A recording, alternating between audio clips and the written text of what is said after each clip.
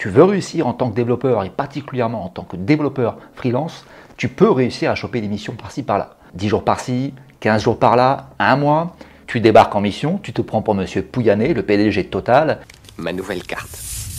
Qu'est-ce que vous en dites? Oh, très joli. Regardez un peu ça. Et finalement, ce qui se passe, c'est que tu fais un boulot tout juste acceptable, tu sors de mission, on ne parle plus de toi, il n'y a pas eu de vague et c'est fini pour toi. Mission suivante et tu pars pour tes 10 prochains jours que tu choperas sur Malte. Sauf qu'à la fin de l'année, tu fais un CA qui n'est pas terrible et tu n'as pas l'impression d'avoir spécialement été un bon développeur et d'avoir appris grand chose. Dans cette vidéo, je vais te citer 7-8 raisons à pourquoi peut-être tu échoues en tant que développeur, notamment freelance, pourquoi tu ne casses pas la baraque, pourquoi tu n'arrives pas à faire décoller ton CA, pourquoi tu n'enchaînes pas les prolongements de mission.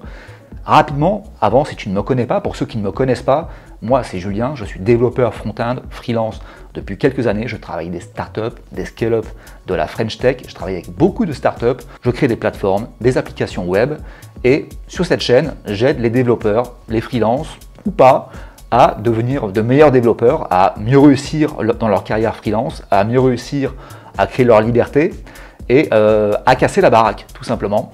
Si tu n'es pas encore abonné sur la chaîne, abonne-toi, tu ne le regretteras pas. La première raison, et on le voit tous assez régulièrement, c'est que peut-être que tu es encore dans l'apprentissage du code. Je l'ai vu encore régulièrement dans ma dernière mission. Dans ma dernière mission, je me suis retrouvé avec une personne qui avait peut-être 1 an, 2 ans, peut-être même 3 ans d'expérience. Je ne sais pas si son CV était vraiment juste, si il n'était pas un peu gonflé, sûrement. Qui pourtant avait fait un bon bootcamp dans une école que je ne vais pas citer parce qu'en fait je ne sais pas ce que vaut leur bootcamp. On voyait clairement qu'il était encore dans l'apprentissage du code, de React, qu'il savait pas coder en JavaScript en fait, il ne connaissait pas très bien ECMAScript, il faisait du code à rallonge, du code qui n'était pas utilisable, il ne savait pas trop expliquer ce qu'il faisait non plus, et qui pourtant se prenait beaucoup au sérieux, et qui en réalité était encore dans l'apprentissage du code, qui était là juste pour une petite mission de 10-15 jours. Donc en fait, bon, il a pris ses 4-5 000 euros, il est parti, ça n'a pas fait trop de vagues, il a encaissé. Et je ne lui jette pas la pierre, puisque moi aussi je suis passé par là, j'ai fait aussi des petites missions sur Malte, j'ai commencé par là, par des petites missions de 10, 15 jours, 1 mois maximum. Mais clairement, à cette époque-là, j'étais encore dans l'apprentissage du code. Et donc cette personne-là ne se rendait pas compte qu'en fait, elle n'avait pas un super niveau. Sauf que quand tu n'as connu que des petites missions, quand tu n'enchaînes que des petites missions de 10, 15 jours, 1 mois, tu ne te rends pas vraiment compte de ce qui est un bon niveau de développeur. Donc peut-être que tu es encore dans l'apprentissage du code, et il n'y a pas de problème, on passe tous par là, sauf qu'il faut avoir l'humilité de te rendre compte de ton réel niveau et de savoir quels sont tes manques. Peut-être que tu galères vraiment à écrire du code, peut-être que tu écris des choses tordues, difficiles à lire, difficiles à comprendre pour les autres, trop longues, pas bien refactorées, et il faut avoir l'humilité tout simplement de se rendre compte de son réel niveau pour pouvoir progresser. La deuxième raison à pourquoi tu ne réussis pas en tant que développeur, et là je m'adresse plutôt aux développeurs qui sont des développeurs JavaScript, front-end, back-end, c'est que tu ne connais pas assez ECMAScript. Tu es trop novice. Et là encore, je ne te jette pas la pierre parce que moi aussi, j'étais pas très bon sur ECMAScript il y a encore 2-3 ans, jusqu'au moment où je suis arrivé dans une mission où on m'a pointé tous mes manques. Et là, je me suis rendu compte que vraiment, il fallait que j'apprenne le reste. J'en avais vraiment besoin pour écrire des fonctions qui soient les plus pratiques, les plus fonctionnelles, les mieux pensés, les mieux conçus. Et ça, c'est typique chez les développeurs. Si tu discutes avec des développeurs, la plupart te diront qu'ils ont appris ECMAScript beaucoup trop tard, alors qu'en fait, ça vaut vraiment le coup de passer du temps au début là-dessus, de faire le tour de la doc, de faire des exercices, de prendre 1 mois, 2 mois, pour vraiment apprendre tout ce qu'il y a à apprendre dedans. Car si tu ne connais pas ça, tu ne vas pas pouvoir développer de manière aisée en React, en Node, en Express. Donc si tu es développeur, que tu es sérieux avec cette carrière, il faut vraiment apprendre ECMAScript. C'est quelque chose que tu devras apprendre dès le début. Ça vaut vraiment le coup de passer quelques jours, peut-être quelques semaines, 1 mois, 2 mois, faire des exos, lire les docs d'ECMAScript pour savoir tout ce qu'il y a dedans, pour savoir l'utiliser. Car sans ça, en fait, tu ne sais pas coder, en fait, tout simplement. La troisième raison à pourquoi tu ne réussis pas en tant que développeur, pourquoi tu n'arrives pas à en faire une carrière, c'est que tu n'as pas de connaissances en architecture. Alors quand je parle d'architecture, je ne parle pas forcément d'architecture système, de savoir architecturer un système complet avec le front, le back, des load balancers, des API, etc., des serveurs, etc., etc. Je te parle simplement d'architecture sur le front ou sur le bac. Il faut savoir que la plupart des développeurs n'ont aucune connaissance en architecture. Et je te parle de développeurs qui rentrent sur des missions, qui se font embaucher parfois pour des longues durées. Le développeur lambda n'a aucune connaissance en architecture. Quand il code, quand il met son code un peu partout dans des répertoires un petit peu à l'arrache, voilà, il appelle ça utile.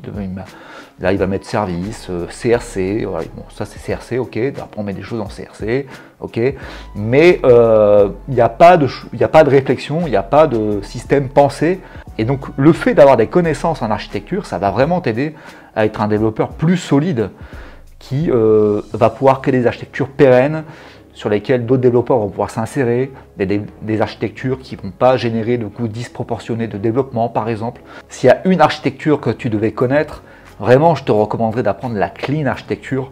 Dans la plupart des cas, dans la plupart des projets, si tu choisis une clean architecture, généralement, c'est un bon choix. Donc le principe, globalement, je te le cite, ça consiste en fait à séparer l'interface des fonctions métiers. Il y a un endroit où tu places toutes les fonctions métiers plutôt que de les avoir dans les composants à l'arrache comme feraient la plupart des développeurs. La troisième partie, c'est les passerelles, en fait, les connexions aux API, tout ce qui est fetch, post, put, delete, etc. Donc voilà, c'est pas très difficile à apprendre et ça te permettra de sortir de la masse de la plupart des développeurs qui n'ont aucune connaissance en architecture et qui malgré tout arrivent quand même à avoir des missions, à se faire embaucher. C'est une architecture qui est plutôt typée pour les startups, pour les scale-up qui veulent avoir un projet qui puisse scaler rapidement. Une application qui part de zéro, sur laquelle on a besoin de développer beaucoup de nouvelles fonctionnalités, d'en détruire, d'en effacer, d'en modifier. Le fait d'avoir une clean architecture, ça va permettre d'avancer plus facilement. La quatrième raison à pourquoi tu n'es pas un développeur solide, peut-être pourquoi tu n'arrives pas à créer une activité pérenne, à faire un bon CA, à avoir des prolongements de mission, à pouvoir bien évoluer avec d'autres développeurs, c'est peut-être parce que tu n'as pas de fondamentaux de développement, tu n'as pas de fondamentaux de computer science. Et il faut savoir qu'il n'y a pas forcément besoin de faire des années d'études, d'aller à Stanford, d'aller au MIT, pour avoir des fondamentaux intéressants qui va te permettre d'évoluer avec les autres, de savoir ce que tu fais quand tu conçois un logiciel, une application, une plateforme. Donc qu'est-ce que tu devrais apprendre? Eh bien tu devrais apprendre par exemple un petit peu d'algorithmie, apprendre à résoudre des problèmes. L'algorithmie est un champ assez vaste, un champ très spécifique. Mais il y a besoin d'avoir quelques bases dedans, voilà. Savoir créer des algorithmes de sorting, de bubble sort, de recherche binaire. Il faut apprendre le naming, comment créer des abstractions, t'intéresser à la structuration des données, qu'est-ce que sont les queues, les stacks, apprendre ce qu'est une récursion, apprendre les boucles, apprendre ce qu'est la programmation fonctionnelle, apprendre ce qu'est la programmation orientée objet, et quelle serait la bonne approche, plutôt l'une, plutôt l'autre, ou un peu des deux. À quoi ça ressemble de la programmation orientée objet concrètement quand tu regardes un code? Tu as besoin de savoir ce qu'est par exemple une fonction pure, une fonction impure. Qu'est-ce que fait une fonction pure? Une fonction pure en fait te renvoie toujours la même valeur de retour quand tu passes les mêmes arguments en entrée. Ça veut dire quoi? Ça veut dire qu'en fait tout simplement elle n'a pas d'effet secondaire, elle n'a pas de side effect, elle n'a pas d'effet caché. Donc évidemment toutes les fonctions devraient être pures. Tu devrais t'intéresser aussi un peu à la sécurité. Et typiquement, le problème qu'on rencontre tout le temps en tant que développeur, c'est-à-dire qu'est-ce que c'est que CORS, le problème de sécurité quand tu veux faire un appel depuis un front vers un back. Et voilà, déjà, si tu sais tout ce que je viens de te citer, franchement, c'est déjà super. La cinquième raison à pourquoi tu n'es pas un développeur solide, et celle-là, je l'aime bien aussi, c'est peut-être que tu ne t'es pas confronté assez à la résolution de problèmes. Donc ici, on touche aussi à l'algorithmie. Si tu veux step up en tant que développeur, il faut te confronter à la résolution de problèmes. Quand on est développeur, on est parfois confronté à des petits problèmes à résoudre, des tris à faire, un petit calendrier à créer avec des jours à placer selon des critères particuliers. Et le fait d'avoir une capacité à résoudre des problèmes, le fait d'être un peu expérimenté là-dessus, le fait d'avoir l'habitude de savoir comment les résoudre de manière efficace, ça va te permettre d'être plus confiant dans ta manière de discuter avec les autres développeurs, des problèmes à résoudre, de comment les résoudre. Donc si tu n'es pas très bon là-dessus, dans la résolution de problèmes, dans la pensée logique, le fait de vraiment penser de manière séquentielle à comment tu vas résoudre un problème qui est plus ou moins complexe, je te recommanderais vraiment de t'entraîner là-dessus. Et il faut savoir qu'on peut atteindre un niveau qui est relativement satisfaisant à force de s'entraîner durant quelques temps, durant 1 mois, 2 mois, à faire des exercices de manière régulière. Voilà. Donc vraiment, je te recommanderais de t'entraîner là-dessus. Par exemple, faire des exercices sur Coding Game ou alors sur des plateformes où il y a des exercices d'algorithmie. Le fait de t'entraîner à résoudre ces problèmes-là, ça te permet de devenir plus efficace et de connaître comme ça des patterns, des modèles à appliquer pour résoudre des problèmes que tu rencontres dans ton quotidien de développeur. Donc la capacité à résoudre des problèmes, je trouve que c'est vraiment important pour devenir un bon développeur, parce qu'en fait on ne se rend pas forcément compte de notre niveau jusqu'au jour où on doit passer par exemple des entretiens techniques, ou alors qu'on a un problème difficile à résoudre dans une mission, dans un projet, et on se rend compte qu'on cale, on ne sait pas comment l'aborder, on ne sait pas comment le découper le problème, on ne sait pas comment le penser, et le fait d'être bon là-dessus, sur la résolution de problèmes, ça permettra d'être plus confiant en tant que développeur et de savoir aussi comment aider les autres, d'apporter peut-être plus quelque chose sur la table quand il y a des discussions, dans des daily, dans des meetings entre développeurs, qu'il y a des problèmes à résoudre complexes. Donc cinquièmement, t'entraîner à la résolution de problèmes. Et comment tu deviens bon là-dessus? Tout simplement en pratiquant, et il faut savoir qu'on peut atteindre un niveau qui est peut-être pas brillant, mais en tout cas satisfaisant à force de faire des exercices. Sixièmement, et celui-là aussi, je l'adore, pourquoi tu n'arrives pas à devenir un développeur solide? Qu'est-ce qui t'empêche de devenir un meilleur développeur? Qu'est-ce qui te met un frein majeur dans ton évolution en tant que développeur pour passer au niveau supérieur? C'est le fait de ne pas écouter les autres. Peut-être que tu n'écoutes pas assez les développeurs qui savent. Quand tu es en mission, peut-être que tu n'écoutes pas assez les développeurs qui te font des code reviews, qui te donnent des suggestions sur ton code, qui te donnent des recommandations. Peut-être que tu ne les écoutes pas assez. Et ça, c'est un problème qui est dramatique, parce qu'en fait, ça concerne beaucoup de développeurs qui sont juniors et qui parfois sont trop confiants par rapport au niveau qu'ils ont réellement, n'écoutent pas. Encore dernièrement, je l'ai vu dans une mission où j'ai rencontré quelqu'un qui était là pour une dizaine de jours et qui n'écoutait pas mes recommandations. Je lui ai même donné des exemples de code à réutiliser et il n'a rien écouté. Il s'est mis à coder des fonctions qui faisaient 30 lignes là où il aurait pu en faire que 6.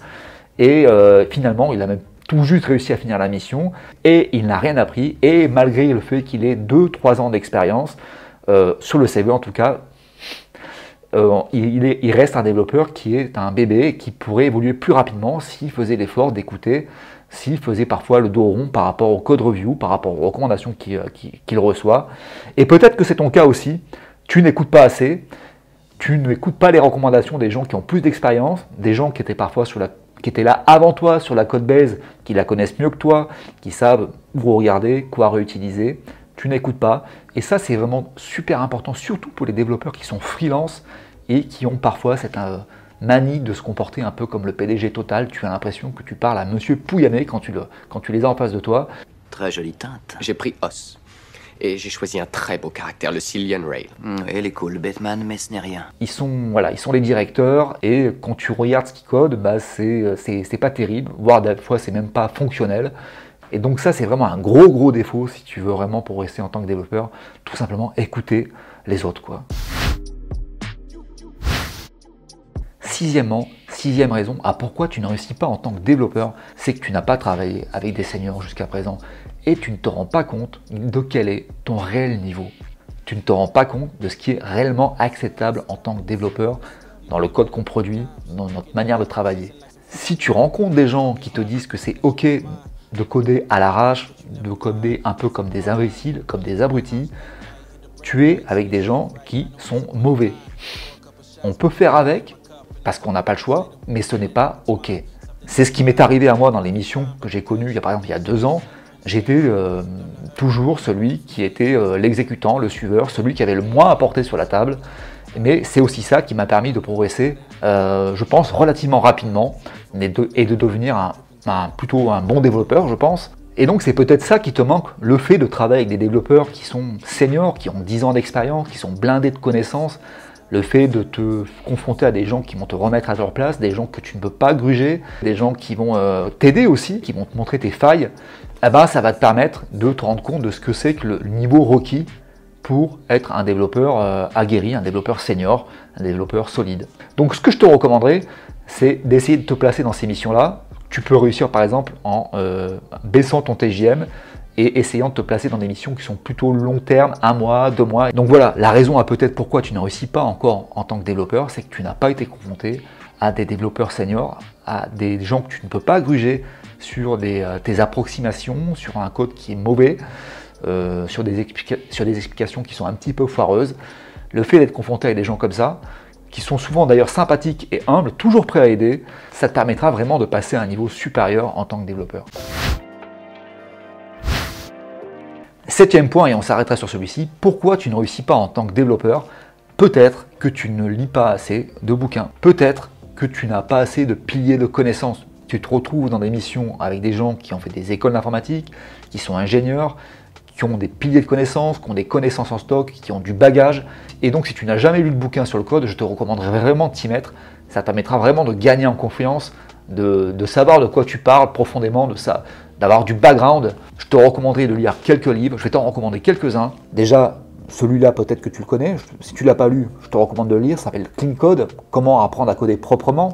Je te recommanderais aussi de lire Clean Craftsmanship pour apprendre à créer des logiciels de qualité. Comment tu communiques avec des stakeholders, comment tu communiques avec un product owner, c'est quoi l'éthique à avoir en tant que développeur. Tu as aussi celui-ci qui est pas mal, The Clean Coder. Tu peux lire aussi Computer Science Distilled. C'est assez accessible, c'est pas très gros. Et ça te permet d'avoir des connaissances basiques en algorithmie, en résolution de problèmes. Je trouve que c'est un bon bouquin. Donc si tu n'as jamais lu de bouquin de développement web jusqu'à présent, franchement, il est temps de t'y mettre.